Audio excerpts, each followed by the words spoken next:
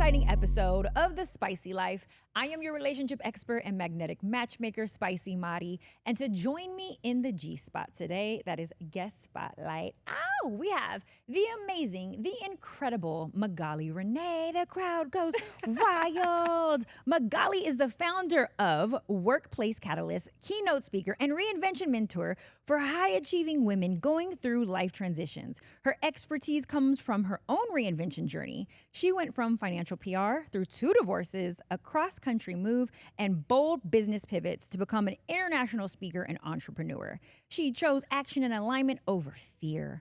The same principle she now teaches women worldwide, wide. Featured on Good Morning America, CBS News, Cosmopolitan, and Forbes, Magalie brings infectious energy, heartfelt optimism, and raw authenticity to every stage she lands on. Her signature keynote, Ready, Set, Reinvent. It's a blueprint for becoming the person who navigates change with unshakable confidence. The crowd continues to go wild. Welcome, Magalie. Hello, I'm so happy to be here. I'm extremely happy to have you. We have the best conversations off camera. Now we get to have them on camera. I know. It's about time. We have both backstory. Magalie and I have both coached one another. So we have history with each other. And I really thought that it was important to bring you on today's episode to talk about reinvention, to talk about dating after divorce. Mm-hmm. I think people think that like divorce is the be all say all and their life is over, and you are pure evidence that you can thrive. Absolutely. But to warm you up, okay, we start with our spice breaker. Here we go. Tell us the story, the first time you fell in love with yourself. When was that moment? Oh my goodness. Give us all the yummy details. Yeah, this is like, we're going quickly and going deep, like very quickly. Let's okay, go. so here we go. I think that occurred, I was doing like deep personal development work at the time. And I had some like history in my childhood of feeling ostracized and, you know, things that we go through in life. And I had to, in this session, I had to relive some of those things. And the theme of this session was to say, and I love myself anyways. And it was very hard for me, believe it or not, to say that. So I had a coach in front of me, holding my hands, the crying, the whole thing. Yeah. And he was like, you have to put words to it. So I had to say the things that had been said to me in my childhood out loud. And then after saying all of those things, I had to say, and I love myself anyways. Yeah. But I want to be very clear. In that moment, I didn't necessarily yet feel or experience love in myself. It occurred later, but this was the first catalyst, I think. And so important because it was a choice. Because I asked the coach, I said, well, what if I don't feel it? It's like, what does that even feel like, right? It's so loosey-goosey, like to love yourself. Okay, what does that mean? And he goes, it's a choice. And every day since that day, I've made a choice. And now it's just a natural part of who I am and how I walk through the world. Yeah. I think that that's beautiful. And I love that it was a moment of self-love, right? I think, though, we are living in a time where we are torn between feeling like, is self-love selfish or is self-love, because when we describe it, it sounds very much like catering to yourself. What is your definition of self-love? What does that look like? I think we need to completely just tear that idea down, that selfish even comes into play.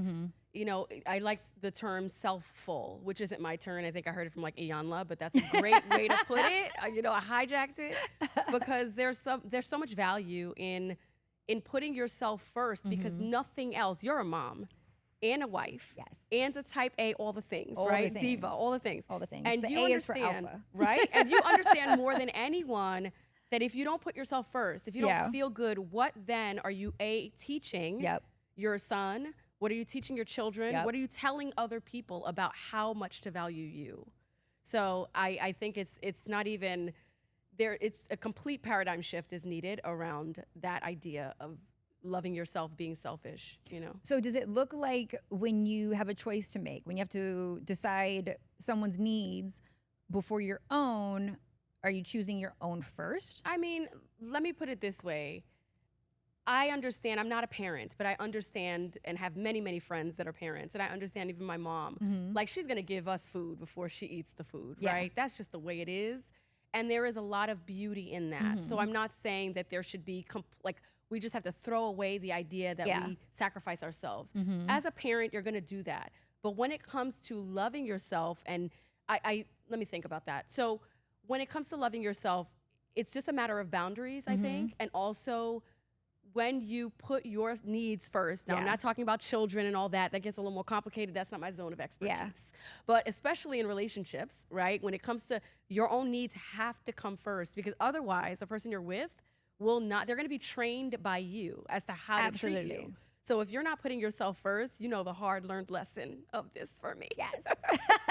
Then, I mean, she really, really does know. But all that to say, if you don't put yourself first, no one is going to see the value in you. They're not going to put you first, right? I agree wholeheartedly with that. I also think that we mistake wants for needs from other people. We think that we have to sacrifice our needs to give and satisfy their wants. Half the time the things they're asking for are just wants.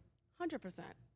Do they have the bare necessities? Absolutely. Make sure that your children have the bare necessities. Make sure that your lover has the bare necessities. But what I'm not about to do is sacrifice my needs for your wants. 100%. I think that there can be a balance, right? We can be of service, and if you've requested something for me, if it is within my needs and comfort, I will do that thing. And I will also vocalize if it makes me uncomfortable and there's something else that I want to do. But just know that I vocalized to you before I made the choice that these are my two options, and hopefully you will be able to convince me of the other. Yeah, I think that that's a difficult part for so many women in particular, is just, and I don't know, I know the audience is everybody, Yeah. but I'm just going to speak for myself, right? And as a woman, what I've seen and experienced is that it's very, very difficult it has been for me to share what I need and what I want, what I desire. Yep. Something about that, and that comes from my own background, being like a first generation American. Yeah. So my parents are immigrants, you know, you do all the things. Yeah. You gotta just handle it. And so it's become very difficult. It became very difficult for me to learn how to articulate and vocalize what I need and what I want. It's not a burden. I just want to tell everybody right now, it is not a burden to share what you desire. And it is not a burden to explain or express what you need and how you feel.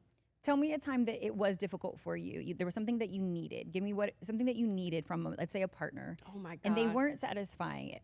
How did you get it? Yeah, this is so What was interesting. your attempt? So how did I get it? If it was something I was uncomfortable with, I just pushed through. Now I really, truly make the effort to, it doesn't matter how I feel about it. Yeah. So I might feel very uncomfortable in my body about expressing something because I'm expecting, right? And we'll get into it. We'll get into why this is the case. But if I'm expecting that it's going to be a burden, it may feel really uncomfortable. And I don't know that it'll ever feel fully natural, but in the practice, you just do it anyways. You ask anyways, because what I've learned is if you don't ask, if you don't communicate, if you don't express, you're not going to get it, right? 1,000%. You're not going to get it. Yes, So, we are not mind readers. I remember when me and my husband decided we were going to have a baby.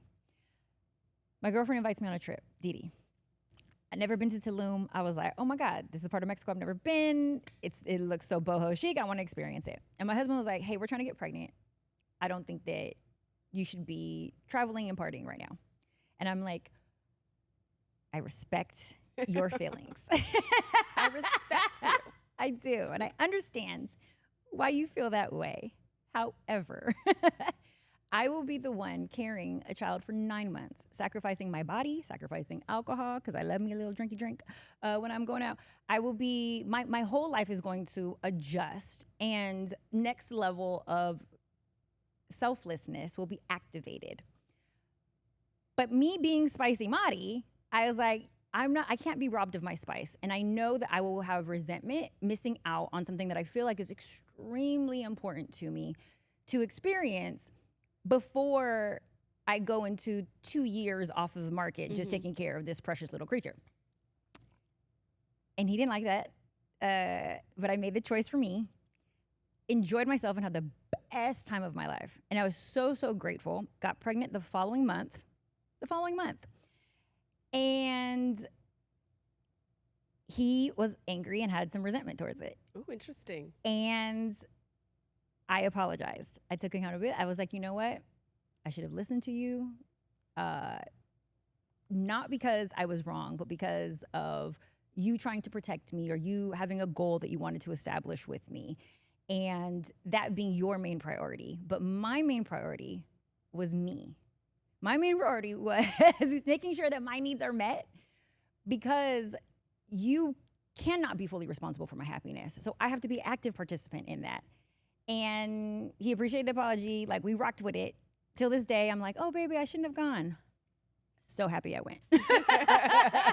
So happy. He doesn't listen to my podcast though, so we're good. But what I'm also hearing there is this like a both and, right? You can still honor your partner and love them and express to them that you care and that maybe you could have made a different decision. Yeah, I absolutely could have. And you also get to honor what you desire and do what you want to do at the end of the day. But I think that if we are always taking into consideration someone's feelings, that's like important, like taking into consideration your partner's feelings. But those feelings can't come before what you believe to be best for yourself, and knowing how you function, operate, and how you re-energize, how you evoke passion within yourself.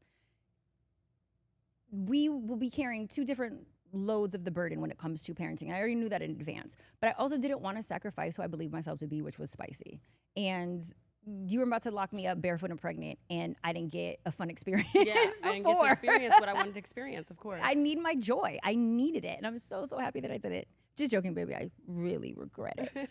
but I think that like you're hitting on, and we had a conversation about it. We talked about both of our feelings in that. But I feel like his was a want, and I feel like mine was a need. But he would argue the opposite. Well, I also think it has a lot to do with the partner that you choose, right? When you choose the right partner, even if you don't agree with each other. Yeah. And sometimes people are they're going to follow through on something that the other partner isn't happy about. It's not like it's sunshine and roses all the time. Yeah. If you pick the right partner, then you can move through those things. Yeah. Right? And you can grow together in that process. You can apologize, or you can go and then apologize, and that be a conversation that doesn't end the relationship. Permission right? to disagree. Yeah, that's right. Absolutely. Speaking of disagreements, we're going to talk about some of what's your up life next? experiences. Okay. Because you are Reinvention Queen, I want you to talk a little bit about how does one begin the process of realigning with the life that they feel like they deserve? You're living a life and you're like, this isn't where I want to be. How do you realign with what you believe you deserve? I had to make the choice. So the first thing to do, it's the decision. Because we can be thinking about it and thinking about it, but at the end of the day, what do we choose? What are we choosing? I think once you make the choice, there are a couple of different ways you can go about it. Okay. I mean, I've burnt it down. And then walked away and started anew. That is one way to do it. Sometimes that's necessary, but I don't think it's the only option. I think you can also make the decision and plan it out, right? And take these steps. But it's not just the action and the doing of the changing your life. It's also the practicing of the being. So I think what gets in the way for so many people is fear, right? We're afraid of what we don't know. We're afraid of the unknown. Yeah. And so what is really required is to get clear on who you are. What are the characteristics, the ways of being that you get to embody in order to take the action that you know is going to shift your life? So who are you being is always the question. Are you being courageous? Are you being self-loving? Are you being compassionate with yourself? Who are you being? Are you being brave? Are you being bold? Like, what are these ways of being that are going to get you to that other side, wherever it is that you want to go? For folks who, because I feel like marriage and divorce, it's nemesis, are hot topics in relationship right now. I don't want to say have mastered divorce, but you have reinvented and recovered. Please, Lord, okay, I'm like, who's watching this? I have not mastered divorce, okay? But you have built a life for yourself after, right? I feel like you have built a beautiful life for yourself after. And a lot of us are not allowing ourselves to reach the pinnacle, the ultimate level of commitment because of fear of the outcome of divorce. Interesting, okay. So instead of marrying and allowing themselves to, experience it, people are just avoiding. A lot of folks are opting out of marriage. Do you want to be married again? Absolutely. Okay. Yeah. Why? I want you to talk about, as someone who was divorced, I was going to say. Yeah. We can say it. I've been divorced. As someone who was divorced, why? What is it about marriage that you like, I know I want to experience this again? Sell me on marriage. Okay, this is a beautiful I'm not question. into it. I don't really know. I want to stay in the streets. Yeah, no. What should no, why? There's nothing good in the streets. No, I'm for the sheets and the house, not the streets. Anyways, okay, so I think a couple of ways to go about this. So when it comes to divorce, sometimes it happens. My experience was very specific, right? Everybody has their own individual reason why it occurs. For me, I had to actually shift my own being. Like I had to change who I am. So what I am the queen of is reinventing myself, right? I've mastered the ability to go through something, anything in life, and get on the other side of it. Yeah. And that's what I support women with, whether it's loss, right? Grief, whether it is changing careers or moving out of the country or going through divorce or heartbreak, whatever it is, there are specific steps to getting on the other side of that. In terms of marriage and why I want to be married again, I think it's because I loved being married. Being married was a beautiful, amazing thing. And it's hard to answer this question without being very specific. Be specific, okay, please. So in my case, I, for many reasons, which had a lot to do with like my upbringing, I ended up in abusive relationships.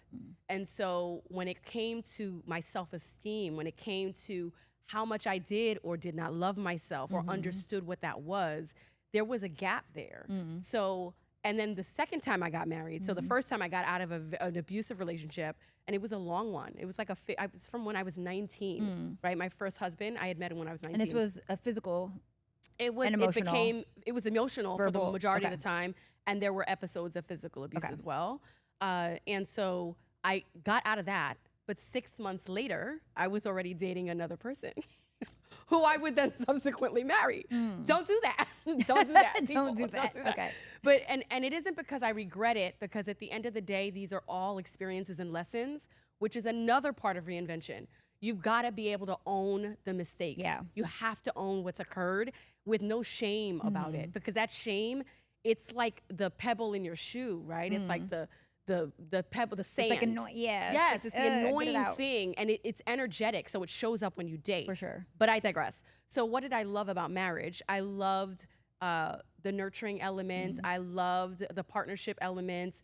I loved having my person. I'm a very independent person, but I'm a Leo. I'm a triple Leo. Yeah. So I love being in partnership. It sort of comes naturally to me.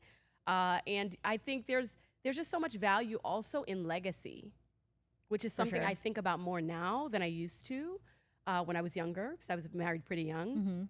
But now I think about legacy and what value there is in like procreating and expanding your family, and then passing down what you've learned, the positive things, shifting whatever wasn't working in your lineage, right? And creating something new. There's so much value and joy and profound, love, unconditional love in marrying the right person. Yeah. Right? What you just hit on, you touched on something that I want to circle back to. You said, I'm a pretty independent person, okay? For my listeners, right, when they hear that, does that mean you're an independent woman? What does an independent person look like in a marriage? How are you independent in a marriage? I love this question. Independence doesn't mean hyper independence, right? Independent woman, all of this. No.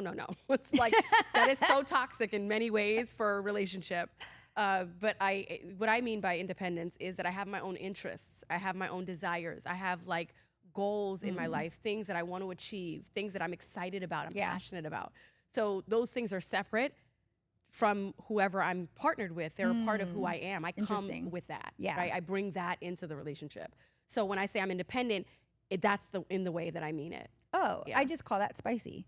I mean, hashtag I'm spicy. Yes, I just call that spicy. I'm like, but you're calling that spicy. independent. You label that different. I'm like, oh, you're fun. You create excitement for yourself. You go and live your best life. Okay, that is what I'm hearing, that it's not so much being fulfilled like through that person. Correct. You know how to create that happiness for yourself. And you've got to. Like, that's the value. I think that's part of what makes a marriage successful. right? Especially, I can only speak from a hetero kind of, a hetero way. Yeah. I'm a woman and I date cisgender men. And so all that being said, I think there is a lot of polarity there. And a man needs to know, he needs to feel that you have your own thing. Yeah. Right? He needs to feel that because he's got to wonder if he can keep you. Absolutely. Yes, girl. He's got to Yes, wonder. He's got to be like, well, she might be okay without me. He has to have that in the back of his mind. I also think it's important for them to know, though, that there is a need for them, right? Like allowing them the space to problem solve, allowing them to figure out what they're good at in your life. I think it's extremely important for them to understand not the value in the way that they make you feel, but the value in how they show up for you. Meaning, I'm not good at these things, but here's where you shine, baby. Versus like, you make me feel important. Okay, no, but what does that look like? Well, I feel important when you stop working on your data for your company and then you turn to me because you see that I need affection and you allow me to sit on your lap for 5 minutes and then you get back to your work. You know what I'm saying? Like they need to know the thing specifically, this is what I love that you do and how you show up in that way for me. Yeah. And them knowing what that means to you, they also know to continue doing it, but also they're able to have more an appreciation for self and how they show up. It's like a way of affirming them when we give them that. I think that there's a value in interdependence, meaning, I think it's very unhealthy when people are like, I don't need a man. Well, if you want to be married, I mean, maybe you don't want to be married and that's fine, but if you do want to have a healthy relationship, we need each other. For sure. And 100%, there are so many things that I can't do and I don't do well that a partner can support me with, and that's the interdependence. And same thing with me. There's something that I bring as a woman to a relationship that a man, honey, there's nothing that's going to replace that. Nothing. And they know it. They know it. I'm going to go a little dark. What was your toxic trait that you were showing up in your marriages doing? Oh my God, mothering. So over mothering, I feel like in certain ways I trained my partner, and I tell this as a red flag for everybody. Like, do not train your partner to do less. Do not train your partner to think you got it. Like, do not do that. And sometimes you have a man that like, they come to you and they are willing. That if you ask, if you share, if you express your feelings, they're willing. So many men are willing. They are open and loving. They want to be the man. Yeah. And then we train the way that we are in this Western society, right? We then turn around, and for me, there's some of that Caribbean element too of the over-mothering, right? Not gonna say a lie. I'm Haitian, so Haitian American. So there's some of that, but we then turn around and we give them, there are two options for men. They're either in action or they're in rest. So we're then training them to be in relationship with us in rest because we felt that we had compelled to do these things in a certain way. But what about the man that's arguing though, like, well, stop asking me for stuff. I need peace. Stop bothering me for stuff. I need peace. You're dating you're either dating the wrong man, married to the wrong man, unfortunately, I'm going to be honest, or you got to shift the way of being when you communicate with him. So if he's responding in that way and he's a really good man, because some good men will respond that way, then you've got to think about what's the timing when you're asking him. What is your tone when you're asking? Correct. Who is he? What motivates him? Every man is different. So that's something to consider. So one of the things that I think, is extremely important to highlight is that you still wanted love after you had unhealthy marriages, okay? And I asked you what your toxic trait was, and you said you mothered and you trained them to not have to show up. There was another one, though. I'm going to be very real. A lack of emotional regulation. Oh, that's so crucial. Like, if you cannot, you should not be dating. I teach that in self. Like, that's where I begin with folks. You should not be dating if you have not navigated your own emotional landscape. If you have not learned how to manage your emotions, you will not be able to manage their energy. If you have not learned to manage your own. What? Game changer, okay? But you had started with saying that in each relationship, you hop from marriage to marriage. You didn't give much time to heal. I'm Sorry to say it like that. I'm But done. 6 months, girl. 6 months, girl. 6 months, girl. Oh my God, I didn't hop into the marriage. It was another 2 years. That was a hopping. But it was with that guy. 6 You're right, months you're later, right. you hopped, okay? I may or may not have hopped. I admit to But nothing. I'm wondering, right, because a part of your purpose is reinvention. I'm wondering if within the relationship you also reinvented yourself. If it was, I want to be married because I'm really great at this chameleon of transitioning to wife. And I'm just curious. If there's a part of the reinvention process that you were like craving each time you got married. That's an interesting question, because when I hear that, I think about another thing that didn't work, which is you can't change yourself to fit a partner. And I did do that. You tried. Absolutely. Because you're addicted to reinvention. I mean, I'm good at reinvention. You're a reinvention expert. So I'm definitely a reinvention You understand the expert. correlation I was making? Like, some of them, those marriages also trained you for reinvention. Like, you highlighted a key thing that you saw, like, this is not a strength. I'm not using this form of reinvention as a strength. Correct. But I know how That's a great point. Yeah. to now make it a strength in a way that serves me and doesn't serve them. Correct. Or doesn't do a disservice to partnership, Yeah. right? Like, you reinventing yourself is very important. It's actually really valuable, especially in today's day and age, because everything is changing. Yeah. Everything is changing. We don't know what's coming, right? There have been other decades, past decades, when we've been able to see what's coming down the future. It's sort of more of the same, but we're reinventing as a collective so quickly that none of us really knows what's coming. And that's the macro, right? And that's also, we're also experiencing that in the micro.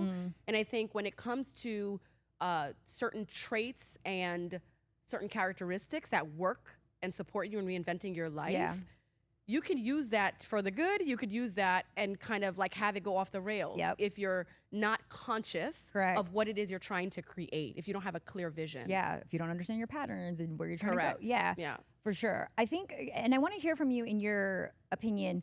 There's a message that goes around that I think the enemy is using men as a vessel to to spread, that a woman has lost her value after she has had an unsuccessful marriage or breakup or a child. Okay, and what I mean by that is men feel like, and I've heard this, let's just say on the internet and from men in person, that, well, how dare she not give it to me because she's had kids. She's had kids, so she shouldn't have this timeline of when she wants to get out, and she shouldn't demand this courtship.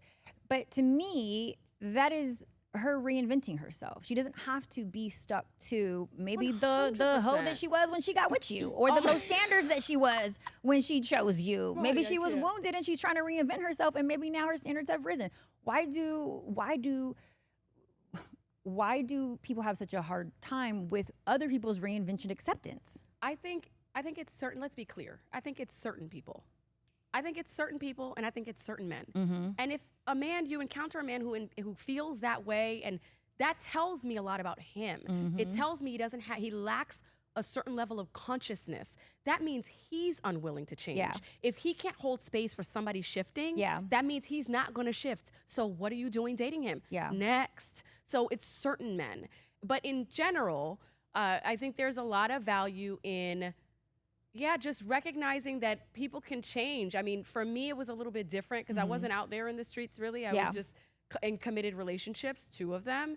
What I would say is we all get to grow. That's what we're here for. The only thing we can count on in this life is change. And we can choose to continue to resist and fight the change, or we can choose to grow. Those are the 2 options. My mother always says, if you're not learning, you're dead. Like, life is a school that when you stop learning when you die.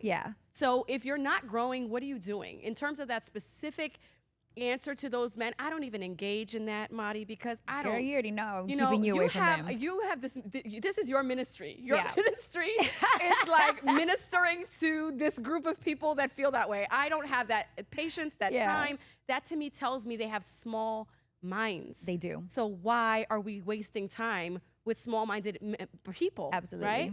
And then it also, like, if you're going to argue that and be not you as you're an expert and this is you bringing the masses forward, right? But for anybody, like a general person out there in the world, the more you engage in kind of going back and forth, defending, what if there was nothing to defend? What if there was nothing to defend, right? I love that. It's really powerful. So some people say that, I think it's Buddhists that say that defense is an act of war. So when you really think about it, I have nothing to defend because I'm not in a battle with you about that. Yeah. You know? That's how you shut them down quick. Okay. Yeah. People change. And if you don't want that, then you don't want that. But there's also a lot of value for the women who have had children, who have been divorced, etc., or have gone through heartbreak. I think I want to speak directly to you and tell you that those things give you experience, wisdom. It gives you more heart, nurture. You've learned. There's experience there. For sure. And the man that's lucky enough to have an open enough mind to date that person, those kinds of women, they're going to be able to reap the benefits of all of that love that she's learned how to give. Yeah. Right? Assuming that you're doing the work to grow yourself and not repeat your mistakes. Yeah. That's the only caveat. No, I love that. And I appreciate a man who does appreciate a woman who does show up in that nurturing spirit for her children, and that finds that attractive. Of course, and she's in her feminine too. Yeah. I do a show with, on Fox Soul, and my co-host Anamichi, I was like, well, what made you enter? And he was like, I love the way she treated her kids. And I was like, that was your kink? And he was like, it was just so beautiful, and I wanted that. Like, he was like, I wanted to be a part of that with her. I wanted to experience it. And I was like, oh, like that really warmed my heart, because we lose like sometimes sight and value of what that nurturing feminine energy looks like. And he like pinpointed right there what it was. Yeah. So I love that. How did we get out of the divorces? How was it that we were like, I'm done. I need to leave. I gotta cut this. The first time was a physical experience. And so it was like a light bulb. Like it was like a light switch went on. Like I turned the light on, right? And I think women who have experienced domestic violence, I think they understand, if they got out of it, they understand there's like that point where you're just like, something shifts. And for me, it was the second physical act, and it was years apart. It's years and years apart. And I had to duck to get out of the way of a flying object that was thrown at me like a football. And it's hard to talk about this, but I think it's really important to be open and honest, and also to give other people permission to like own what they've experienced without shame. But in that moment, the light bulb went on, and I felt that I was going to be, I could see, it was almost like seeing from a distance that I was going to be in that situation, and I was going to become that woman who was abused. And I stopped. It was like a snap. Not today. Not today. Say it. Not ever again. Not ever again. That was it. Yeah. So. And then the second one? And the second one, that was harder because it was not an abusive relationship. It was and this is a huge, huge piece of advice that I'm happy to share, is you've got to confirm that your values are the same. 1,000%. Because I had gone into it so quickly after my first marriage, I hadn't really taken the time to get to know myself, and I didn't understand what values in terms of a relationship really are. Yeah. But we had completely different values. And when I started to grow and I started to do my thing, he was like not aligned. Like he was like, I don't care what he was like, who are you? New purpose is. This is not who I married. And like one of the things that I value is growth mindset. He had a very fixed mindset, which I totally respect people that are different than me. So I don't have any negativity in my heart for my second ex-husband. Like I do my best on all of them. But anyways, but you know, he was great. He just had a different set of values and a different way of approaching life. And it didn't work. I would have had to truly make myself a different person in order to stay. What did it didn't work look like? Was that fighting all the time? Was that, because you said it wasn't abusive, so was it just disagreements? Was it nagging? What was it didn't work? The disagreements, I think, is one of the major things, but I don't necessarily think you should break up with somebody because you fight. You just learn how to fight better. Okay. Right? But he was unwilling to learn how to fight better, was one. And also I was starting my business and that like entrepreneurship journey, and he was unavailable at the time for that. It could be different now, maybe, I don't know, but just in general. What did you expect? How did you expect him to show up? this is such a complicated thing because it wasn't all him. Yeah. It was also my lack of understanding how to communicate Yeah. with a man. Like, you gotta know how to communicate with a man, right? Like, and you can't just be doing you. Like, I'm gonna do me. Like, that's not gonna work in partnership. For sure. So, yeah, so I think what didn't work was not effectively arguing, right? Both of us. I think what didn't work was a lack of growth mindset. I'm a growth mindset person. Yeah. He had a fixed mindset at that time. Another thing that didn't work was that lack of ability to communicate and allow someone. You got to give space, especially if you're already married. You should give space for that person to find their own growth. I remember Gabby Bernstein, I went to see her once. I went to see a talk of hers, and she said something so profound.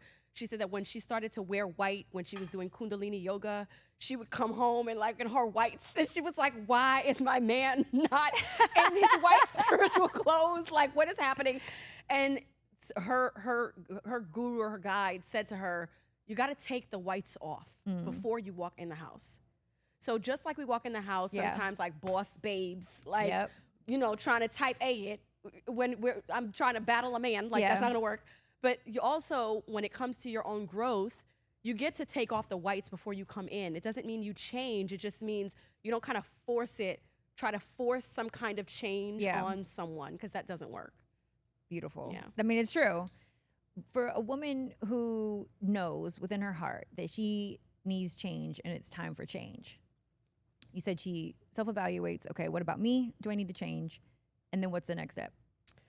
So you make the decision as to whether or not you want to change. The second is that you really start to begin to self-evaluate, yes, and see it's ownership, it's not blame, right? Where do I take ownership? Where am I part of what I've created? Yeah.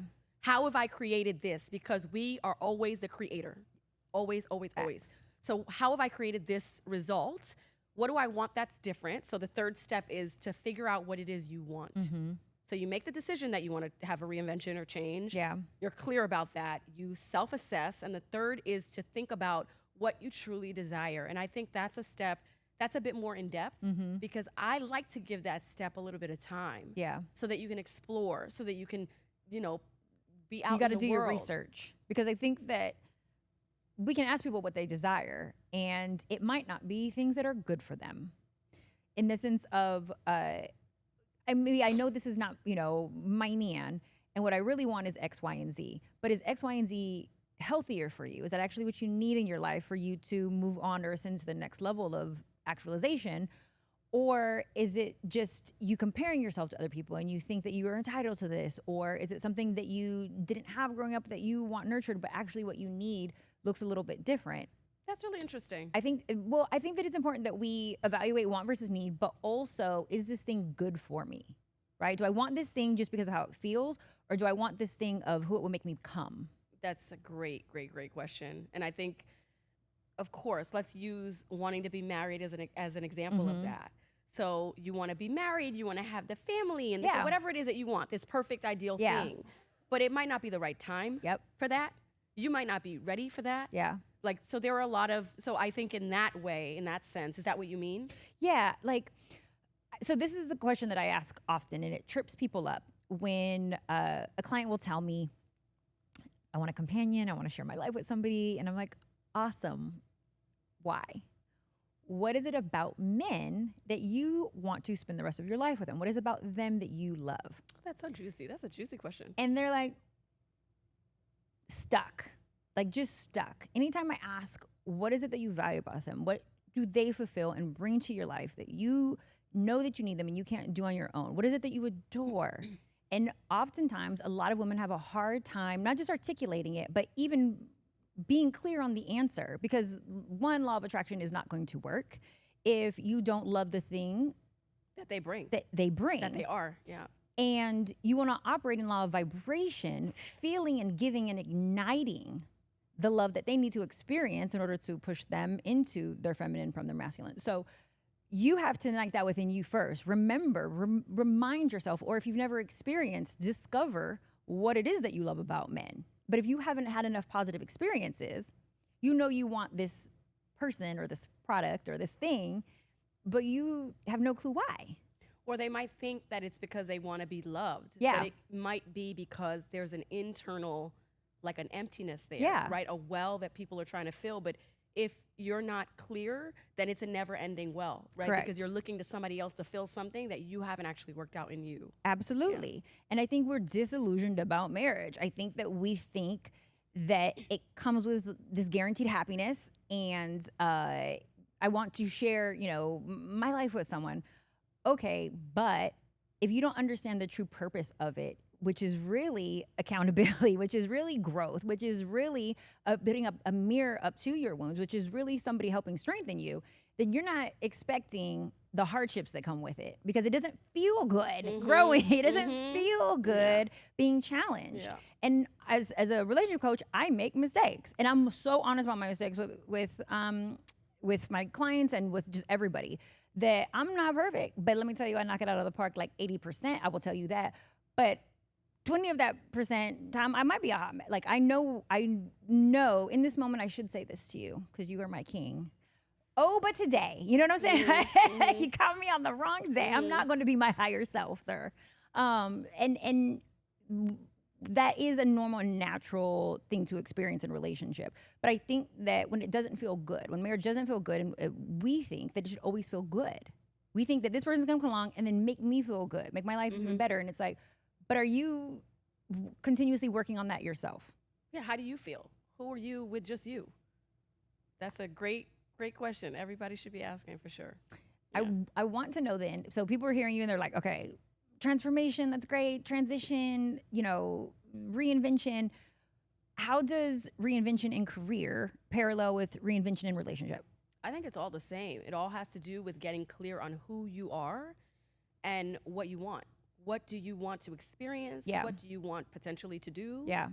Who do you want to be? And I think even before the doing, right? What do you want to experience and who do you want to be? Those two things, that's going to tell you whether the job that you have right now is fulfilling that vision that you have for yourself. Yeah. And if it isn't, and if it's something that you want, and now some people, listen, not everybody has like some grand purpose. I know a lot of people, have a lot of friends that go to a job. They go to a job from a certain time to a certain time. They come home and they dedicate their life to whatever else it is that they do. Yep. That's fine. But for the people who have a deeper desire for deeper purpose, right, and know they're here for a reason, and that want their purpose mate, I think there's something deeper, because you are deeper. Yeah. That requires something deeper from you. So I think in that case, you've got to really think about, just for careers, for instance, think about who you want to be and what that purpose is, and whether you are obtaining that in the place that you're in at this moment. How does the person who needs that reinvention, how do they push through, though, the fear, the voice that says, you can't get a new man, you can't get a new job, just stay complacent, they're going to reject you? How do they push past that voice? I think that's what holds people back the most, right? Is the gap between, okay, I'm here and I want to get there, but there's all this fear in between. Yeah. So how do you bust through the fear? Listen, I used to call myself a confidence and compassion expert.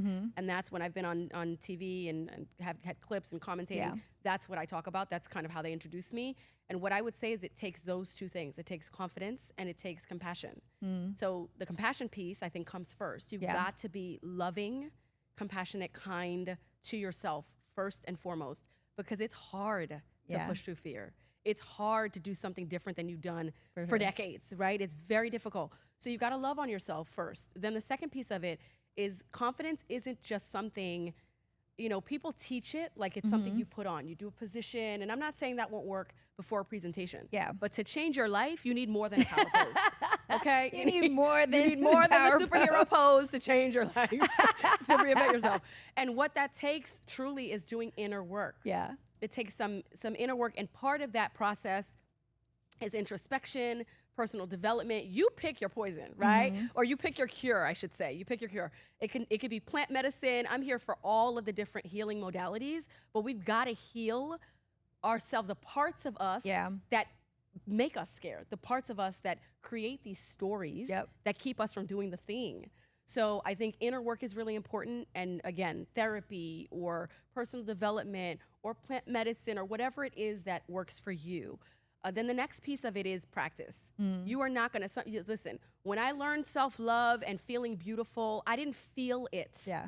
Right? I had to choose it, which means what did I choose? I chose to do a thing. Yep. I chose to say I'm a thing over and over and over. I chose to take action on a thing. Yep. And eventually, the confidence comes from inside out. It just becomes who you are because you're practicing. I always say we're always practicing something. Yeah, Right? this is true. Yeah. Give the people who are going through maybe a breakup or divorce, right? Or they're contemplating it.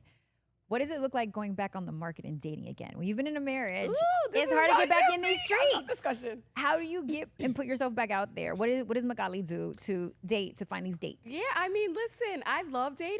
I think the first piece is you got to get off whatever it is that tells you it's annoying and you're sick of it. Do not swipe if you're annoyed. If you're annoyed, you're going to just like that Give frustration annoyed is energy, an energy. yeah. It's an energy.